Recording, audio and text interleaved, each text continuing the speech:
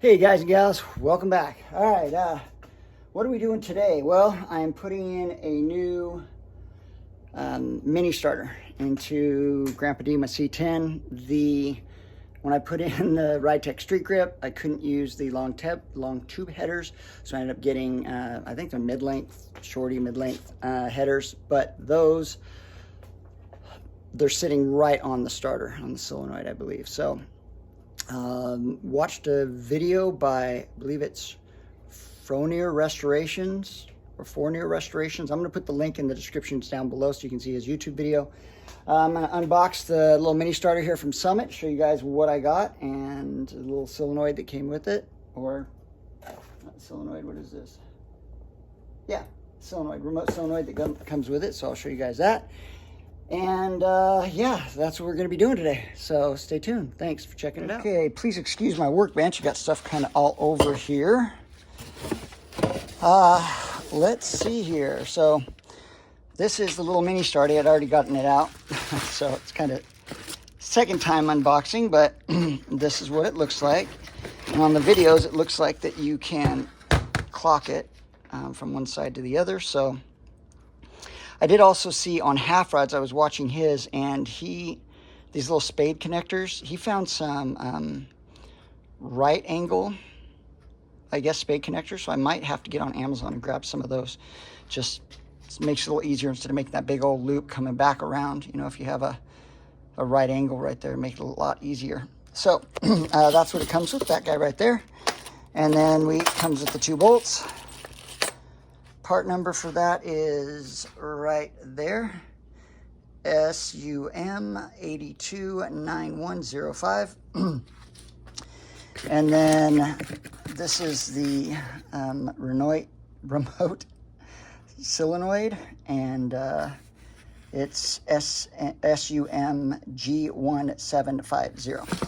And so this little guy I'll be mounting somewhere else, and on the firewall or over on the side.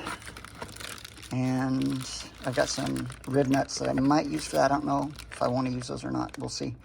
And then I have these guys right here. So that's what it comes with. That's what we're going to be installing today. So stay tuned as we get moving on this. So that's what we're looking at. Oh, real quick, I'll show you guys, where did I put it? In just a second here, walking through the garage. Oh, it's over here, I think. Yeah. So these are the headers that I bought. I did put some DEI header wrap on it. There's a lot of really good videos out there that show you how to do that. This is the black titanium. They say that it's made out of lava rock, but it's very similar to fiberglass. I mean, I highly recommend if you are using that stuff. This is what it looks like right here. If you are using this, make sure that you are using gloves and that you're not in your shorts, which I was. And yeah, so it doesn't get all over and you're itchy for days. So that's what it is. I just got some of the steel ties off of Amazon, and then to put it on, I did get this really cool tool by DEI that allows you to twist that down and get get these really nice and tight, the bands really nice and tight. So I'll be putting that on. Hopefully nothing hits, and if I've got some distance and the starter does end up getting hot, then I can also put some DEI wrap around the starter and insulate it as well. So a lot of good stuff going on.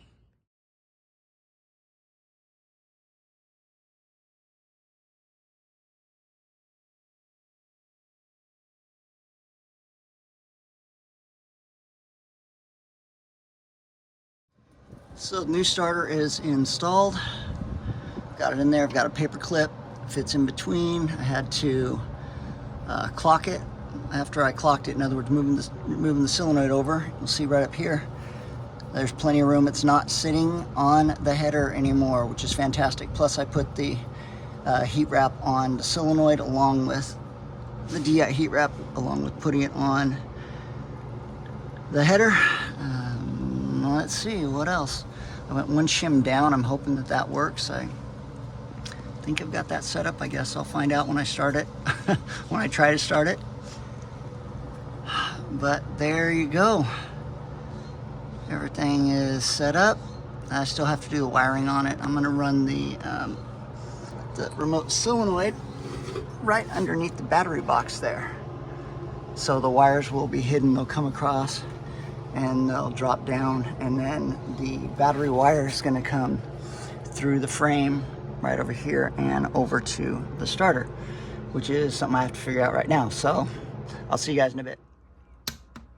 For this little high torque mini starter, I ended up, and I know I've showed you guys the remote solenoid for it. I just wanted to show you what was in the box for the remote solenoid that you get from Summit. So you're going to get some 10 gauge wires, some 16, and it's cool because they match the same colors that are on the C10. You have your purple, your yellow, and red, and they also give you this black one.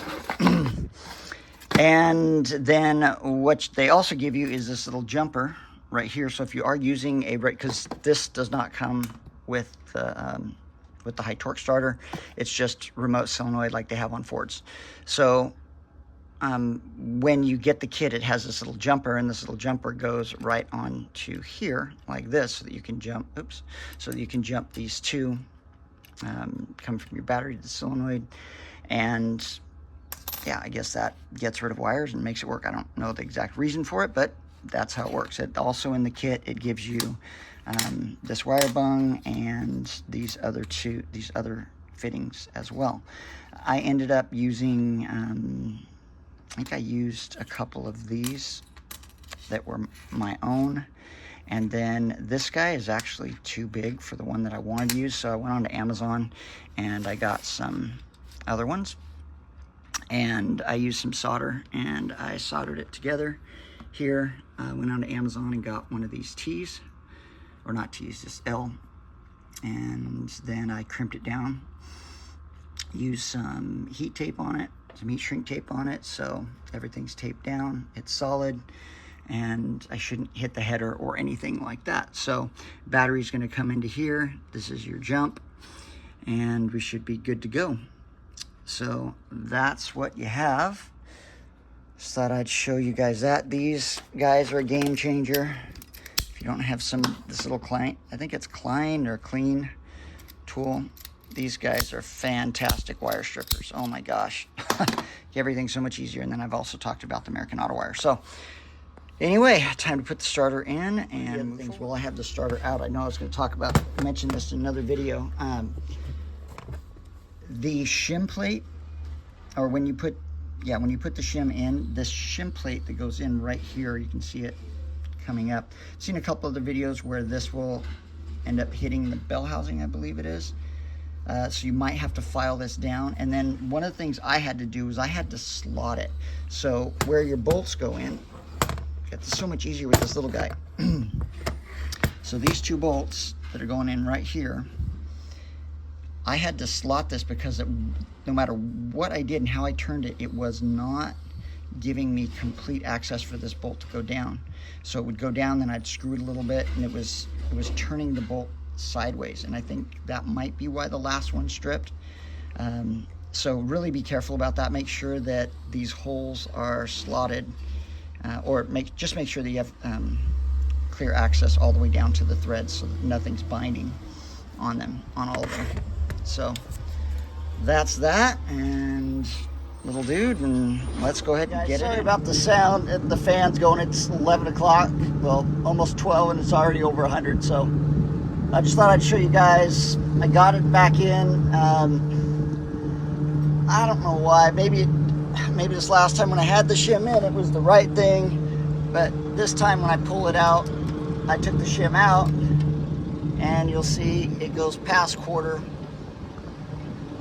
But when it's just normally extended, it goes to quarter, so, or 3/4. So I'm going to leave it at that, and we'll see when I turn over the first time if it grinds at all.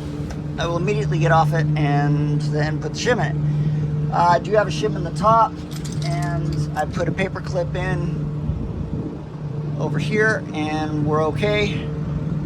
Here's my little bypass. It's not touching the header with these headers, and let you guys kind of see up in here. That's what we're looking like. So there's the solenoid, plenty of room now. Got them both wrapped. Should be good to go. the battery cable comes, and I put in the original hook that was on the top of the frame when it came down over the top and stretched right by the header, and I put it up here, and now the battery goes way down below the header, the battery cable, and then it goes up under the frame. Let me get my old butt out of here. All right, and I put in some grommets. So there, the battery cable's coming out here, goes across down here, and then comes up to the left side of the solenoid, the right side of the solenoid. I just had a really long battery cable, and I don't have any of the ends for it, so that's why this is doubled up in here. But so this one goes around and then goes through this other O-ring that I put in, comes up and will go to the battery, and then the two wires that were coming down the firewall before come back up underneath, go under the fender, the inner fender, and through a grommet back. I don't even know if you can see, oh, right there. If I can see what I'm looking at here, sorry guys. Right here. So there's a grommet right there that it's coming through back up in there, and that was an original factory hole, so I didn't have to drill a new hole. All right, so that's what we're looking like. Starter's way under there, hard to get to. There, now you guys can see it a little better. And like I said, on the other terminal, I did cover that with the rubberized tape. I'll show you guys what that looks like. So I don't have to worry about the battery cable actually rubbing on the other terminal. That should be good to go. All right, I do have to clean the back of the engine and everything once I get the exhaust put in, so that I can see if there's any leaks. It was leaking like crazy from the valve covers before, but now it's not. So yeah, I think that's pretty much it, guys.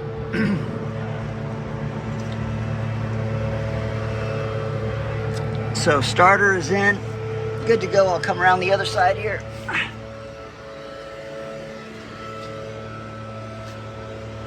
So now the battery cable, you can see it's hidden back underneath. It used to come the factory, it would come over the top of the frame and go down.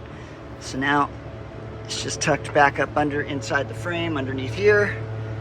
Only place it'll attach is right here, and then solenoid back up under the battery tray, which it's really hard to see when the inner fender well's on. This is the tape that I used. It's gosh, what does it even say there? Heat, cold shrink. It's made in England. Part number is 85274. It's a Dorman product. So it works really good. It's made in England. I've used this stuff for all sorts of things. So it's really good. It's just stretch tape. It actually has two sides. You pull this side off right here, and then it's sticky on both sides. And yeah, this stuff's amazing because it's just a rubberized, double-sided, heat-resistant tape. So super cool. Thanks for checking out this video series on the starter, that new little high torque starter, and sticking with me on this one. I appreciate it, guys. Hope I did some things, or I've told you about a couple things that might help you guys along the way if you're doing this kind of thing. I really like the way the engine bay turned out. Everything turned out really nice. I'm gonna put some DI wrap on the other header, get that on now, and put some tape on the other wire going down to the distributor. Please like and subscribe. Check out the other YouTubers that I've got down below. Half Rods, Rusty Wrenches, It's the Chad, if you like C10, those last two guys. And then 55 and everybody else. Tri-Fives, guys. Have a good one. We'll talk to you guys later.